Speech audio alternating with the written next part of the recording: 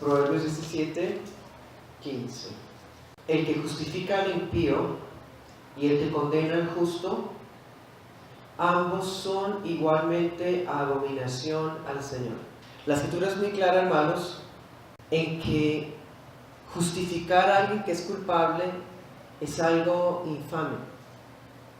Condenar a alguien que es inocente es algo que es infame. Ambas cosas están mal. No se puede justificar a alguien pecador. Hacerlo es corrupción. Hacerlo es injusticia. No es posible justificar a un pecador y decir que alguien que es culpable es inocente. Y las escrituras dicen en Romanos, en Gálatas, que Dios justificó a los impíos. Este versículo lo usan muchos judíos ortodoxos para refutar el cristianismo. La fe cristiana se basa en la justificación por la sola fe. El pecador es justificado por la fe en Cristo y de esa manera Dios declara justo al pecador. Entonces el judío dice: no puede ser, porque el Señor detesta, odia, abomina a aquel que justifica a un impío. Por lo tanto, Dios nunca haría eso. Pues hermanos, Dios nunca absuelve a los impíos, nunca declara inocentes a los culpables, nunca justifica a los pecadores. Nunca. Entonces, ¿no se desmorona el cristianismo con ese pasaje? No. Porque la justificación de la que se está hablando en Proverbios 17 es una justificación que dice: usted es malo, pecador, cometió un delito digno de muerte, pero pasémoslo por alto, no importa, dejémoslo así tal cual. Dios nunca es así, pues la escritura dice: Dios no tendrá por inocente al culpable. Éxodo, Deuteronomio, Nahum. Entonces alguien tenía que pagar. El cristianismo no absuelve pecadores gratis. El cristianismo no declaró inocentes a los pecadores de forma corrupta, porque es imposible que el pecador sea justificado gratuitamente y sea declarado inocente. Ese es un acto detestable que Dios odia. Y Dios, quien es el juez supremo, universal y absoluto, nunca actuaría así. Por eso se necesitaba que el castigo tenía que ser pagado. El pecado no fue declarado absuelto. El pecado no fue pasado por alto. Los justos no fueron declarados justos gratis.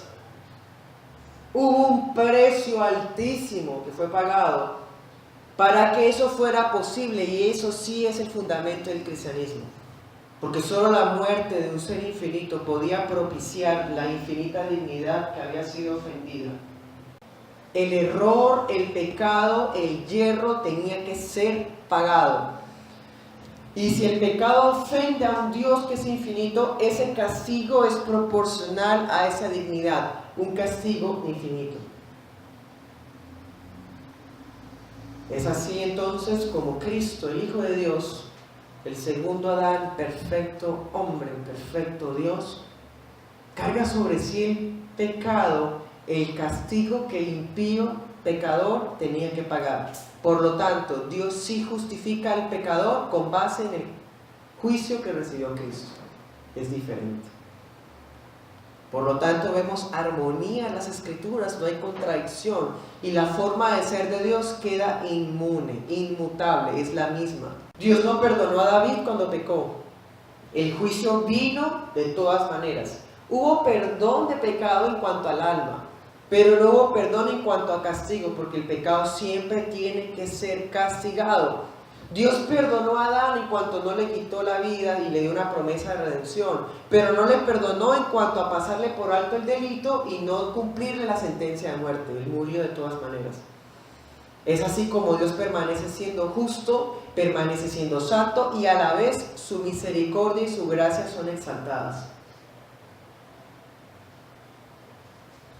Entonces, hermanos, ya todos los presentes sabemos, a la luz de las Escrituras, que Dios no ama a todos con el mismo amor, porque a Jacob amé y a Esaú aborrecí. Si Dios ama a todos por igual, ese solo versículo destruye esa idea. Y ese versículo aparece en Malaquías, en el Antiguo Testamento, y en Romanos, en el Nuevo Testamento. Eso como una prueba de que el mismo Dios del Antiguo Testamento es el mismo del Nuevo y no ha cambiado de forma de ser. Vamos a Romanos 11. Es un pasaje que ya hemos hecho referencia cuando hablábamos de la elección incondicional. 11:5 dice: ha quedado también de la misma manera en el tiempo presente un remanente conforme a la elección de la gracia de Dios. Pero si es por gracia, ya no es base de obras. De otra manera, la gracia ya no es gracia. Y si por obras ya no es gracia, de otra manera la obra ya no es obra. Entonces, ¿qué? Aquello que Israel busca no lo ha alcanzado, pero los que fueron escogidos lo alcanzaron y los demás fueron endurecidos. Si Dios ha escogido a un remanente en forma incondicional, sería necio pensar que Cristo vino a morir por todos, incluyendo a los réprobos. Cristo, en obediencia al plan del Padre, vino a dar su vida en sacrificio expiatorio, sustitutorio y justificante de aquellos que el Padre declaró como remanente, y a los demás los endureció. Es así, hermanos, como esta doctrina se llama la expiación limitada. Expiación significa que las culpas y pecados terribles, obscenos, profundos, eternos, los pagó alguien más poderoso y más eterno. Esa es la expiación, que esas personas sucias, oscuras, fueron limpiadas y dejadas más blancas que la nieve, como decía la promesa en Isaías. Eso es expiación. Entonces, ¿por qué se le dice limitada? ¿Es que acaso el poder de Dios tiene límites? ¿Es que acaso el poder de Dios, hermanos, está restringido? ¿Es que acaso Dios no es poderoso suficientemente como para salvar a toda la humanidad? Hermanos, Dios es todopoderoso. Cristo, siendo el Hijo de Dios, el Señor de la gloria, el autor de la vida, la palabra de Dios hecha carne, tiene el poder suficiente para salvar a toda la humanidad con su sacrificio. Pero esa no fue la voluntad del Padre.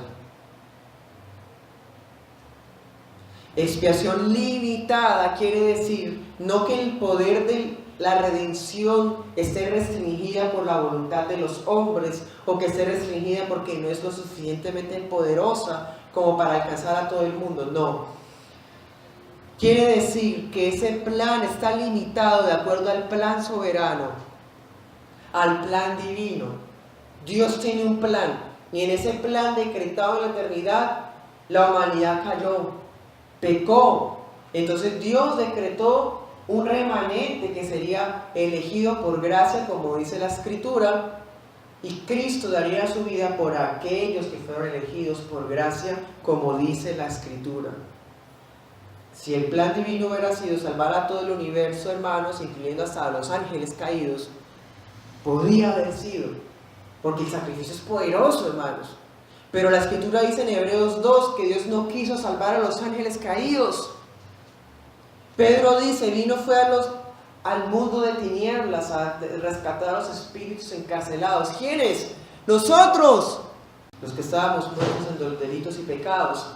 Pero no todos responden al llamado de Dios, a la predicación del Evangelio. Entonces, esa es una expiación limitada porque responde a un fin que es soberano. Tiene una extensión que tiene límites, no porque no pudiera, sino porque esa fue su decisión de su voluntad soberana. Es una redención definida, por eso esa doctrina también se llama redención particular. El Padre escogió en la eternidad a algunos, y cuando Cristo murió en la cruz, lo hizo pensando en la redención y la expiación de ellos. Se le aplicó a personas en particular. Y era necesario que muriera, claro, porque Dios no tiene por inocente al culpable. Dios tenía elegidos, pero los elegidos habían pecadores. Entonces esos pecadores tenían que ser lavados, tenían que ser limpiados. Pero ¿cómo se puede saldar una deuda tan grande? Dice la parábola que aquel que debía miles de talentos que fue encerrado hasta que pagara toda la deuda. no alcanzaría toda la vida para que ese hombre hubiera pagado la deuda. Eso es lo que quiere decir esa parábola. Ninguno, hermanos, podíamos pagar nuestra deuda. Entonces alguien que fuera Dios mismo podía pagar la deuda que Dios mismo había impuesto. El pecado merece la ira de Dios en su manifestación absoluta, purísima, santísima y justísima. Y nuestras almas frágiles y mortales no pueden resistir eso. Entonces solamente Dios, alguien que fuera igual a Dios, alguien que tuviera la naturaleza de Dios, podía pagar por esos pecadores elegidos. Y de esa manera Dios no escogió a pecadores y los absolvió. No, borremos, pasemos por alto, eso nada, no pasa nada, ¿quién me va a decir algo a mí? Él es justo. Y envió a su Hijo para pagar la deuda infinita de esos pecados. La muerte de Jesús asegura la expiación de aquellos que el Padre le entregó al Hijo. Vamos a las Escrituras, a Juan 6:37. El Padre me envió. Él ha dado testimonio de mí, pero no han oído jamás su voz, nunca han visto su apariencia. Su palabra no la tienen por orden de ustedes, porque no creen en quien Él envió. Examinen las Escrituras porque ustedes piensan que en ellas tienen vida eterna, y ellas son las que dan testimonio de mí, y no quieren venir a mí para que tengan vida. Versículo 43. Yo he venido en nombre de mi Padre y no me reciben. Si otro viniera en su propio nombre, a ese sí recibirán. ¿Cómo es posible, hermanos, que alguien pueda decir que Cristo murió por todos, incluyendo a esos? A los que les está diciendo, ustedes no creen en mí, la palabra no muera en ustedes, el amor del Padre no está en ustedes, ustedes no son de mis ovejas. ¿Cómo es posible, hermanos, que el pastor tenga que morir por perros o por cerdos? El pastor va a morir por sus ovejas y no por las ovejas del vecino, por las de él. Él dio su vida por las ovejas. Miremos también, eso está en Juan 10, pero también miremos Juan 17. 2 dice: Padre, le diste autoridad a tu Hijo sobre todo ser humano, para que el Hijo dé vida eterna a todos los que tú le has dado. Hermanos, el Hijo es todopoderoso y Él puede darle vida a quien Él quiere. Pero Cristo no va a pasar por encima de la orden del Padre. ¿Cuál es la orden del Padre? Que Cristo le dé vida eterna a quienes, a todos a los que el Padre le dio. ¿Cuándo se los dio?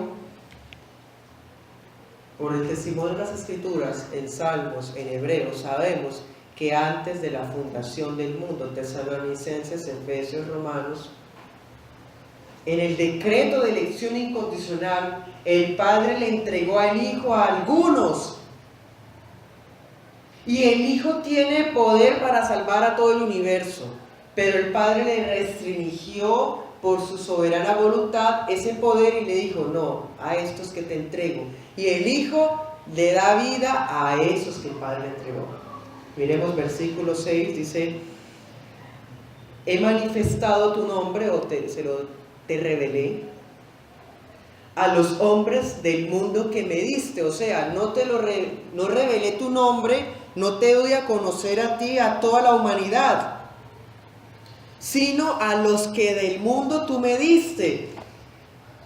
De todo el conglomerado de la humanidad, de todo ese universo, Dios le entregó un remanente, y es ese remanente al cual Cristo les da vida eterna. A ese remanente es al cual en Cristo les revela al Padre. Dice, ¿se acuerdan que había dicho en el versículo del capítulo 6? Ustedes no conocen al Padre, su palabra no está en ustedes no lo han escuchado, no lo han oído. Pero los discípulos, ¿qué está diciendo? Yo a ellos sí te los revelé. A ellos sí te revelé, Señor. Padre, a ellos sí te revelé. No al mundo, sino a aquellos que del mundo me diste. Si eso no fuera así, entonces Dios escoge a algunos, Cristo muere por todos, y el Espíritu Santo solamente puede alcanzar a los que lo acepten. O sea, los tres están desunidos. Los tres no pueden estar de acuerdo. Entonces, hermanos, eso es herejía. Miren, eso es impresionante.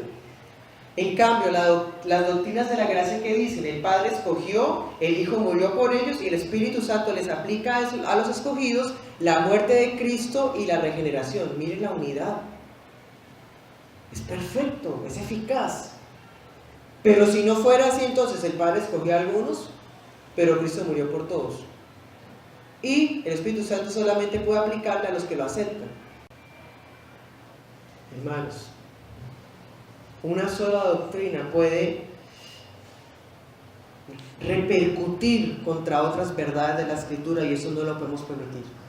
Entonces, ya que la elección depende exclusivamente del Padre, Cristo, como obedece al Padre, no puede hacer más de lo que el Padre le ordenó. Eso no significa, hermanos, que el Padre sea superior al Hijo, como los arrianos, los testigos sin Jehová dicen. No significa que el Padre sea la primera persona, el Hijo sea la segunda, en un sentido jerárquico o cronológico. No, eso es lo que en la teología se conoce como teonomía. Los tres son iguales en poder, en dignidad, en gloria, pero los tres trabajan juntos, dependiendo el uno del otro, todos del Padre. El Hijo obedece al Padre, el Espíritu Santo proviene del Padre y del Hijo. Hay una teonomía, o sea, hay una interdependencia en la Trinidad Santísima. No hay contradicciones entre ellos, no hay conflictos ni nada de eso, hermanos. Entonces el Padre escogió y Cristo obedece al Padre, porque el Padre fue el que lo envió. Miremos Juan 5:19, nos muestra más eso que estoy diciendo. En verdad les digo que el Hijo no puede hacer nada por su cuenta, sino lo que ve hacer al Padre, porque todo lo que el Padre hace, eso también hace de igual manera el Hijo. El Padre ama al Hijo y le muestra todo lo que él mismo hace. Versículo 21. Así como el Padre levanta a los muertos y les da vida, asimismo el Hijo también da vida a los que el Hijo quiere. Entonces miren que el 17 aclaró esto que dijo en el 5. El Hijo le puede dar vida al que él quiere, pero aún así, ¿él qué quiere? Él quiere la voluntad de su Padre. ¿Y cuál es la voluntad de su Padre? Darle la vida a aquellos que del mundo me diste. Hay una unidad, una congruencia, una armonía innegable. Miremos Filipenses 2:8. Miremos el versículo 6, dice: Cristo Jesús, aunque existía en forma de Dios, no consideró el hecho de ser igual a Dios como algo a que aferrarse. Versículo 8. Hallándose en forma de hombre, se humilló a sí mismo, haciéndose ¿qué? Obediente. ¿Obediente a qué? Al plan soberano del Padre. ¿Obediente hasta qué punto? Hasta el punto de morir en una cruz, la muerte más vergonzosa y dolorosa y terrible de toda la historia. Dice, y por eso Pablo dice, y muerte de cruz, por lo cual también Dios le exaltó hasta lo sumo. Unidad. El Hijo fue obediente al Padre. El Padre le escogió a su remanente, lo escogió, y Cristo fue obediente al Padre hasta la muerte. Eso usted lo puede leer en Juan 17 en adelante. Dice, Cristo amó a los suyos hasta el final, a los que del mundo me diste, no a todos, hermanos. Entonces, hermanos, eso también significa la justificación por la fe en Cristo. Porque no solamente, hermanos, Cristo tiene que pagar el castigo que los pecadores tienen que experimentar, sino que también Cristo logró andar como nunca ningún pecador logró nunca jamás caminar. O sea, Cristo cumplió plenamente la ley de Dios. Porque, hermanos, ¿qué decía el proverbio? Dios odia al que declara inocente al culpable y al que castiga como si fuera culpable al inocente. Ambas cosas son abominación al Señor, dice la palabra en Proverbios 17:15. Entonces, Es necesario que el pecado sea castigado, que el pecador sea enjuiciado. Ese juicio lo vive Cristo. ¿Será que entre nosotros hay algún inocente? No. Entonces Cristo también llevó esa vida de inocencia que nosotros tampoco podíamos haber tenido jamás. Es así, hermanos, como Cristo quita la culpa de los pecados de un número determinado de personas. ¿Cuáles personas? Aquellas a las que el Dios Padre amó con un amor especial, con un amor basado en su gracia soberana, con un amor selectivo en la eternidad. Miremos la palabra, Isaías 53, 8. Por opresión y juicio fue quitado, y su generación, ¿quién la contará? Porque fue cortado de la tierra de los vivientes, por la transgresión de mi pueblo, a quien correspondía la herida. ¿A quién le correspondía el castigo? Al pueblo de Dios. ¿Pero quién lo sufre? Cristo. Miremos versículo 10, dice: pero quiso Yahvé quebrantarlo. Ahí vemos la Trinidad de Dios, sometiéndolo a padecimiento. Cuando Él se entregue, porque pues el tiempo de Isaías no había venido, era una profecía que iba a hacer eso el Señor Jesús, dice: cuando Él se entrega a sí mismo como ofrenda de expiación, verá su descendencia, prolongará sus días, y la voluntad de Yahvé será prosperada en su mano. La voluntad del Padre, otra vez. La obra expiatoria de que Cristo hizo en la cruz fue en obediencia a la voluntad del Padre. ¿Y cuál era la voluntad del Padre? La redención, la expiación, el pago por los pecados de mi pueblo, dice Isaías. Su generación, ¿quién la contará? Verá descendencia. ¿Cuál descendencia, hermanos? Nosotros. Aquellos que serán beneficiados de ese sacrificio que hizo en la cruz. Versículo 11 dice: debido a la angustia de su alma, Él lo verá y quedará satisfecho. Claro, hermanos, a la diestra del Padre ya. Por su conocimiento, el justo, mi siervo, justificará a muchos, cargará las iniquidades de ellos. Era de esa manera que un pecador pudiera ser declarado absuelto, que el justo, el siervo sufriente de Jehová, cargara la iniquidad de ellos. De esa manera podía justificar ¿a quién? ¿A todo el mundo? No, hay que dice, a muchos. No a todos, sino a un número determinado. 12 dice: por tanto, yo le daré parte con los grandes, con los fuertes repartirá despojos, porque derramó su alma hasta la muerte. ¿Qué decía Filipenses? Fue obediente hasta la muerte, y muerte de cruz. ¿Qué más sigue? Con los transgresores fue contado. O sea, los pecados de nosotros fueron contados con Él, contra Él, como si Él los hubiera hecho. ¿Qué dice? Llevando Él el pecado, otra vez, de muchos, no de todos, de muchos. ¿Y qué más? E intercediendo por los transgresores. ¿Cuáles transgresores? Los muchos. Que Cristo haya muerto en la cruz significa muchas cosas.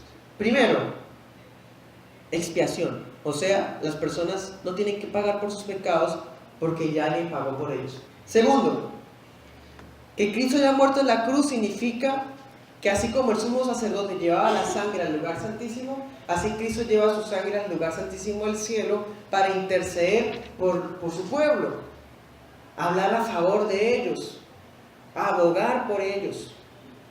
Por eso es que Cristo es el único mediador, hermanos. María no, porque ella no derramó la sangre por nadie. Si Cristo murió por todos, entonces el pecado ya fue pagado, el de todos. Y si el pecado de todos ya fue pagado, el remanente no existe, el infierno no existe, porque si ya alguien pagó, ¿por qué van a volver a pagar por algo que ya se pagó? Si Cristo murió por todos, todos fueron declarados justos. Si Cristo murió por todos, Cristo está intercediendo por todos. Y eso no enseñan las Escrituras. Por lo tanto, hermanos, de forma lógica, exegética, probamos, Cristo no murió por todos, sino murió solamente por su pueblo escogido. La muerte de Cristo fue un sacrificio vicario, o sea, fue en lugar de pecadores que eran culpables. Miremos las Escrituras, Romanos 4, 24. Leamos el versículo 22 para que entendamos el contexto. Dice: por lo cual la fe de Abraham le fue contada por justicia. O sea, es como si él hubiera hecho una obra perfecta por simplemente haber creído. Por eso es que la salvación es solo por fe. O sea, le fue contada por justicia, es decir, con solamente haber creído es como si él hubiera hecho la mejor justicia que alguien pudiera haber hecho. La fe tiene ese efecto. ¿Qué más dice? No solo por Abraham fue escrito que le fue contada por justicia, sino también por ¿quiénes? Por todo el mundo, por nosotros. Bueno, ¿y quiénes nosotros? Dice, a quienes está contada la fe. ¿Quiénes? Los que creen en aquel que Dios levantó de los muertos, a Jesús nuestro Señor, el cual que fue entregado por causa de las transgresiones de todo el mundo, no, por las nuestras, y resucitado por causa de nuestra justificación. Siempre hay una exclusión. No fue un sacrificio universal, no es una expiación potencial, sino que es una expiación limitada. Ya hemos visto. Tiene alguien que pagar por los pecados del pecador. Los pecados no se pueden quedar impunes. Aquí hablamos entonces de la doctrina de la propiciación. Hay canciones de nuestro cancionero que hablan de que propició la ira de Dios. ¿Qué es eso? Romanos habla de propiciación. La doctrina del cristianismo está basada en muchas doctrinas: justificación, resurrección, imputación, y también está la propiciación. Propiciación es que, como Dios había sido ofendido, la ira santa de Dios estaba al borde del colapso cósmico contra las criaturas traidoras, malvadas y pecadoras. Pero cuando Cristo muere en la cruz, propicia la ira de Dios. ¿Qué significa? La ira de Dios se calma, porque ya tuvo el pago de lo que ocasionó su ira. Esa es la propiciación. Entonces, si Cristo murió por todo el mundo, Dios ya no está enojado con nadie. El que cree en Él no es condenado, pero el que no cree ya ha sido condenado, porque la ira de Dios está sobre él. Habiendo sido justificados, ¿por qué? Por la fe, lo que él estaba hablando. ¿Tenemos paz con Dios? Sí, porque fue propiciada su ira. ¿Por medio de quién? De nuestro Señor Jesucristo, por su sacrificio. Miremos versículo 18, dice: así pues, tal como por una transgresión resultó la condenación de todos los hombres, así también por un acto de justicia resultó la justificación de vida para los seres humanos. Porque así como por la desobediencia de un hombre, los muchos, ese es el mismo lenguaje que estaba hablando Isaías 53, los muchos. ¿Y los muchos de dónde? De todos los hombres, o sea, sin distinciones de naciones, pueblos, razas, fueron constituidos pecadores. Así también por la obediencia de uno, los muchos serán constituidos justos. Miremos el 9. Entonces mucho más, habiendo sido ahora justificados, ¿por qué? Por su sangre. La sangre de Cristo es la que hace que nosotros, pecadores, seamos santos. Es por la sangre de Cristo que somos justos. Si Cristo murió por todos, todos son santos y todos son justos. Y es evidente que eso no es cierto. Cuando éramos enemigos, ¿qué? Fuimos reconciliados con Dios. Esa es la doctrina de la propiciación. Éramos enemigos, no había paz. Cristo muere, la ira de Dios es calmada, hay un pago por el pecado, la dignidad es vindicada, ¿sí? Por lo tanto, hay reconciliación. Si Cristo murió por todos, entonces Dios es Padre de todos y está reconciliado con todos. Y es evidente, hermanos, que eso no es así. No todos están reconciliados con el Señor. Dice, fuimos reconciliados con Dios por la muerte de su Hijo, mucho más, habiendo sido reconciliados, seremos salvos por su vida. No solo esto, sino que también nos gloriamos en Dios. ¿El mundo se gloria en Dios, hermanos? Se gloria en sus vanidades, en sus fiestas, en sus riquezas, en sus logros, en sus familias, en sus méritos, en sus experiencias, en sus pasados, en su futuro. Se jacta de todo menos de Dios. ¿Quiénes se pueden jactar de Dios sino solamente los redimidos? Entonces, hermanos, el sacrificio de Cristo fue perfecto, fue único y borró efectivamente los pecados de algunos. ¿Algunos quiénes? Los escogidos por Dios en la eternidad. Por eso ellos pueden acercarse. La maldición del pecado de Adán fue quitada por el sacrificio de Cristo. Las consecuencias de nuestros propios pecados pasados, presentes y futuros también fueron quitados por la muerte de Cristo en la cruz. En Levítico 16, ustedes se acuerdan, hermanos, que una vez al año el sumo sacerdote en el tiempo del Antiguo Testamento, ¿qué hacía? Hacía un sacrificio expiatorio con un chivo, ¿se acuerdan? Uno lo enviaba para Azazel, al desierto, por los pecados, y el otro lo llevaba para, con la sangre de ese animal, entrar al lugar santísimo. ¿Sí? ¿Y qué hacía el sacerdote cuando entraba allá? ¿Qué hacía? Intercedía por su nación, por los pecados de él mismo y de su familia y por los de la nación. Le imponía las manos al animalito, ¿en señal de qué? De transferencia, en señal de imputación. Los pecados de la nación recaen sobre este animal. Entonces, Señor, te pedimos que perdones sus pecados y alguien tiene que pagar. Ese animalito simbolizaba lo que Cristo iba a hacer. ¿Y el sacrificio por quiénes se hacía, hermanos? Por los israelitas. Nunca un sumo sacerdote hizo el sacrificio por los filisteos. Nunca se hizo un sacrificio expiatorio en el lugar santísimo del tabernáculo, ni del templo de Salomón, ni del templo de Zorobabel,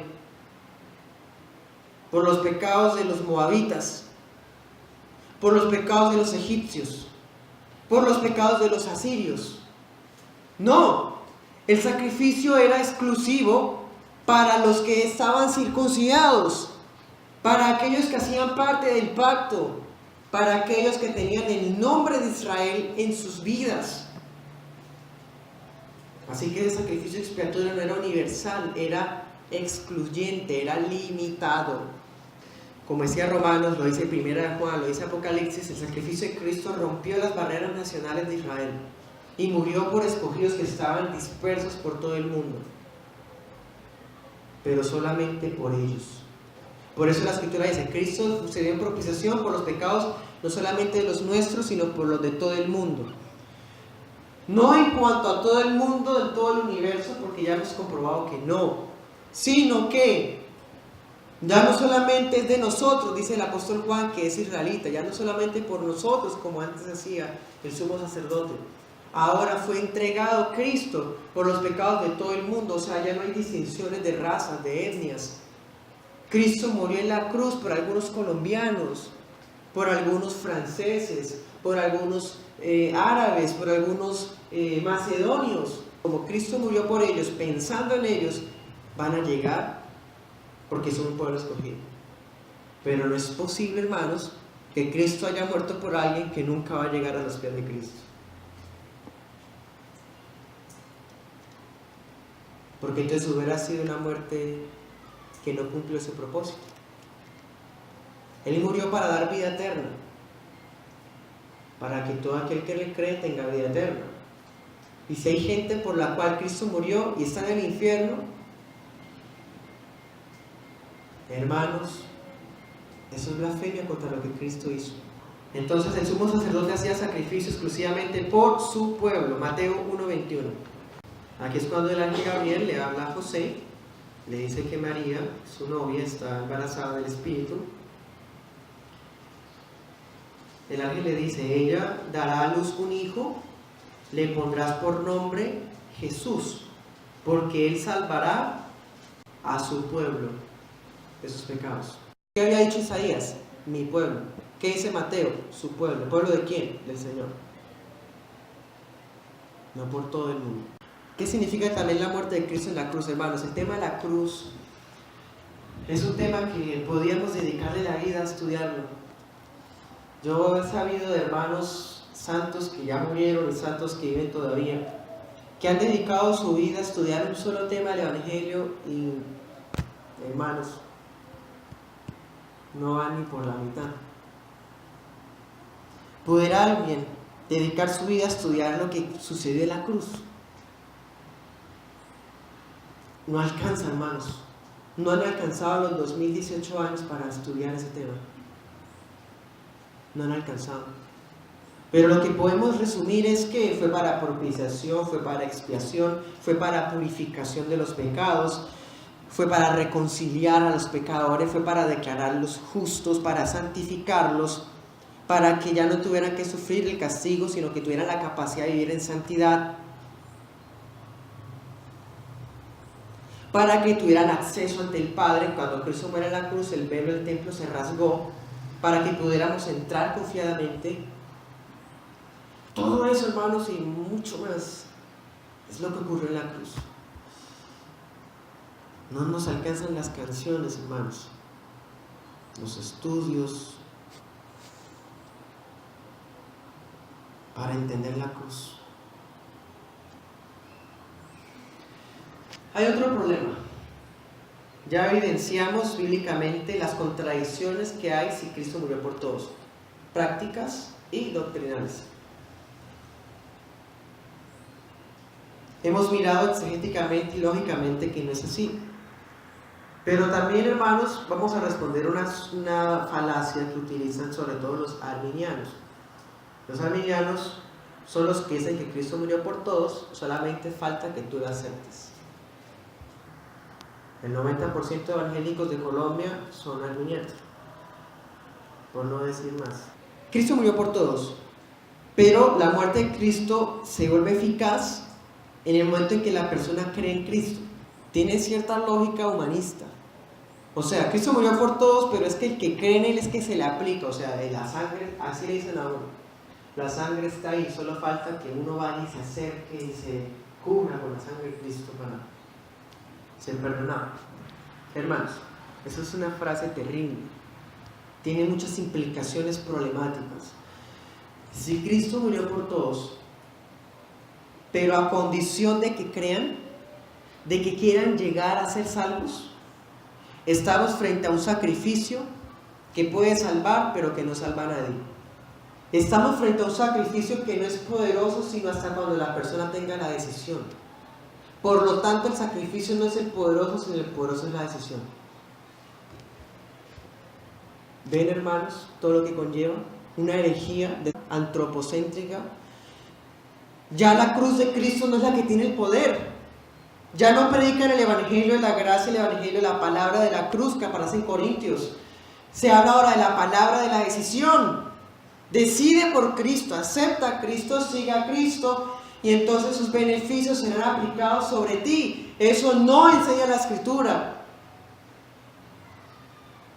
Si Cristo murió por todos los seres humanos, entonces, hermanos, el infierno está lleno de personas a las que el sacrificio de Cristo no pudo alcanzarlas porque ellas no quisieron.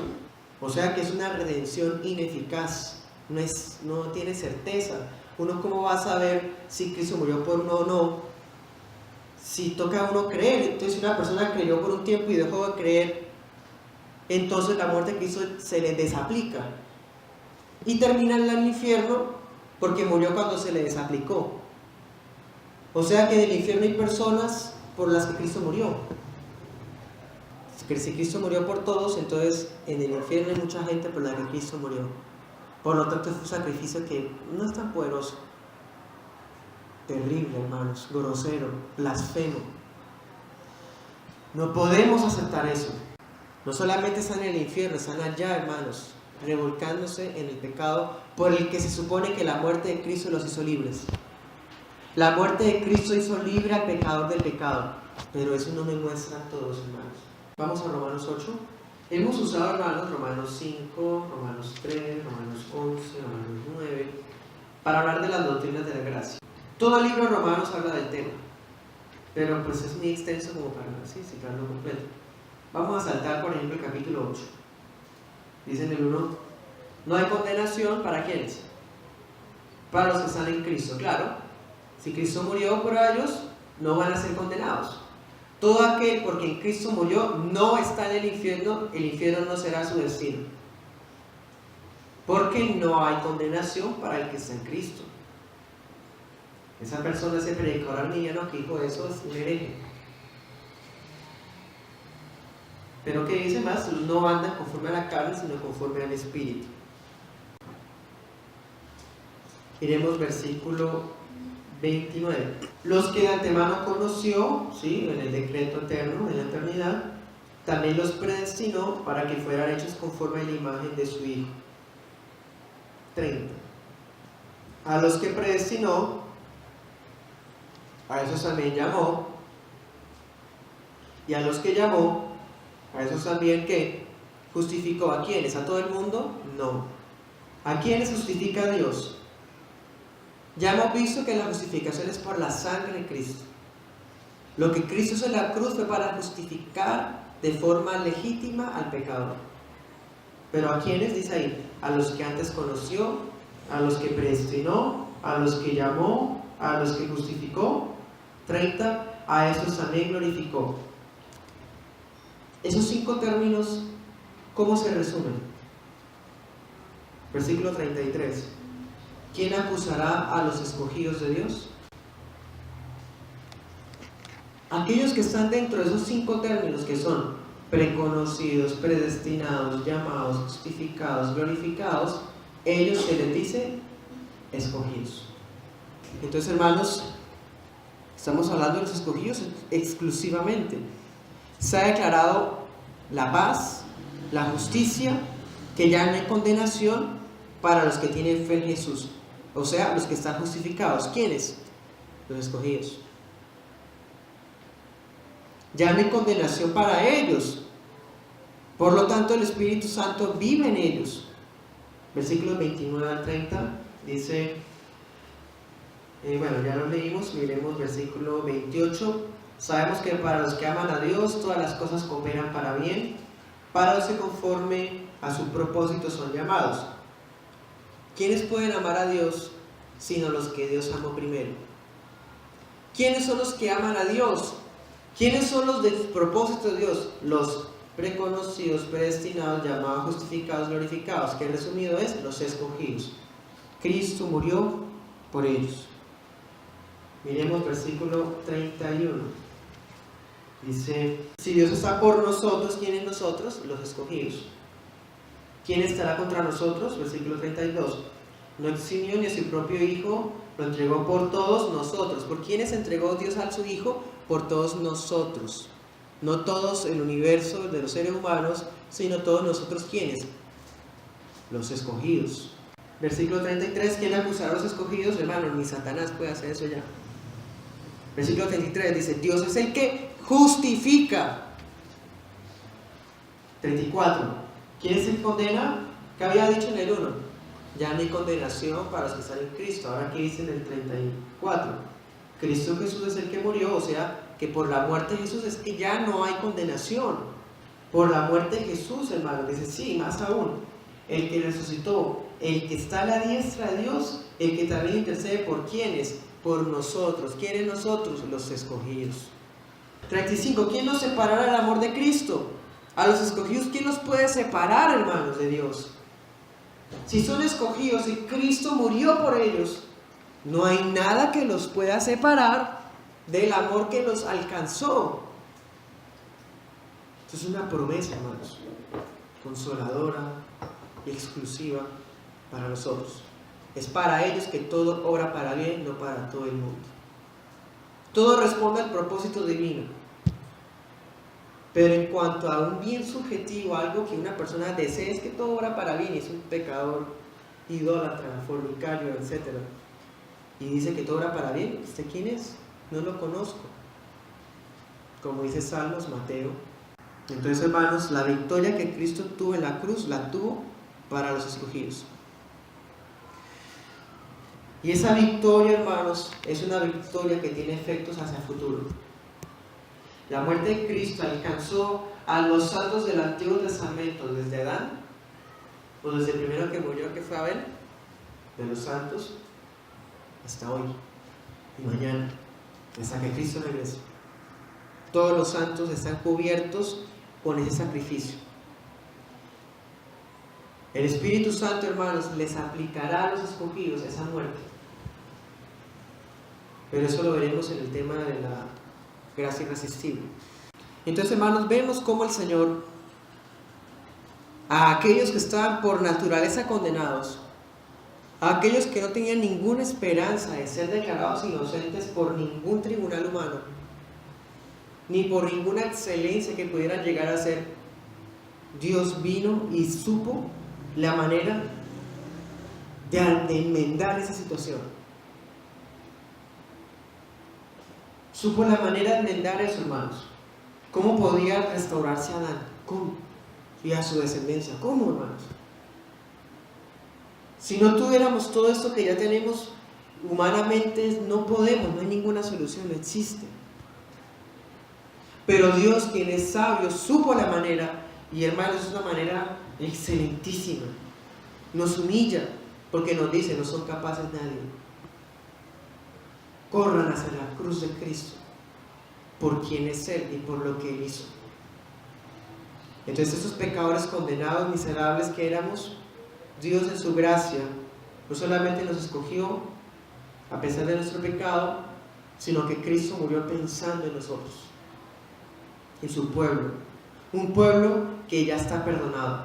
Por eso, el día que reciban el Evangelio, incluyendo a aquellos que hoy todavía no son convertidos, pero que son escogidos por Dios, van a llegar al Evangelio. Y no hay nadie que haya sido escogido que esté en el infierno.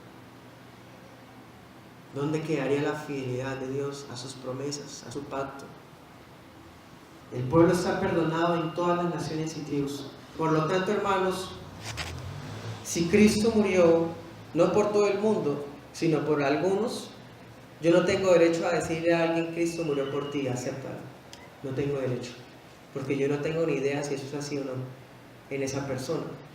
Por lo tanto, aprenderé a evangelizar en forma correcta.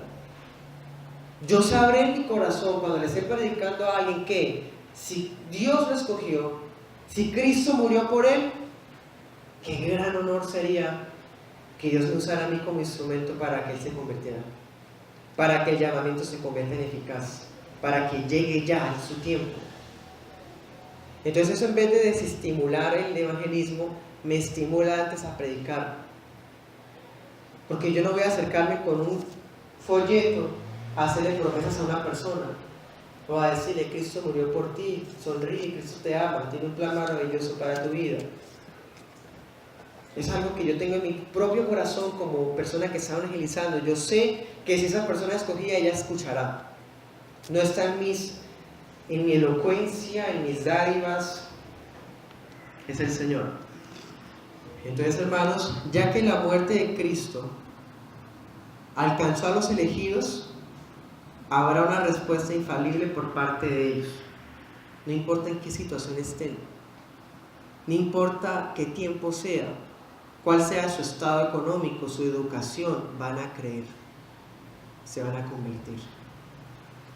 Ya alguien pagó por ellos. Pueden acercarse, se van a asombrar de su estado terrible en el que estaban, pero confiarán porque Cristo pagó por ellos. Vamos a Juan 10:15.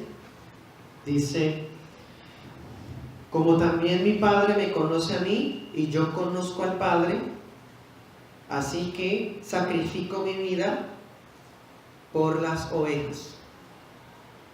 Pero dice el apóstol Juan, no solamente por nosotros, sino por todo el mundo. ¿Cómo así? Versículo 16. Tengo otras ovejas que no están en ese redil. También que las debo traer. O sea, Cristo sigue siendo obediente al Padre. Y todos aquellos que el Padre le entregó en la eternidad, Cristo todavía los sigue trayendo. Ellos escucharán mi voz. Es infalible. Ellos escucharán mi voz. ¿Quiénes ellos? Las ovejas, los que el Padre le entregó. ¿Y qué? Habrá un solo rebaño, un solo pueblo, porque Cristo murió por ese solo pueblo. Y un solo pastor. ¿Quién? El Rey único, soberano, Cristo Jesús. Nosotros no tenemos, hermanos, el derecho de decir por quiénes sí, por quiénes no. Es algo que debemos reservar en el corazón, pero saber que aquellos por los cuales Cristo sí dio su vida, escucharán mi voz. ¿Por qué? Porque ya Cristo se sacrificó por ellas. Y ya vimos, hermanos, todas las implicaciones de ese sacrificio. Los purificó, los justificó, los perdonó, propició la ira de Dios, los reconcilió, los santificó. Hermanos, maravilloso. Eso es por la muerte del unigénito Hijo de Dios. Por eso.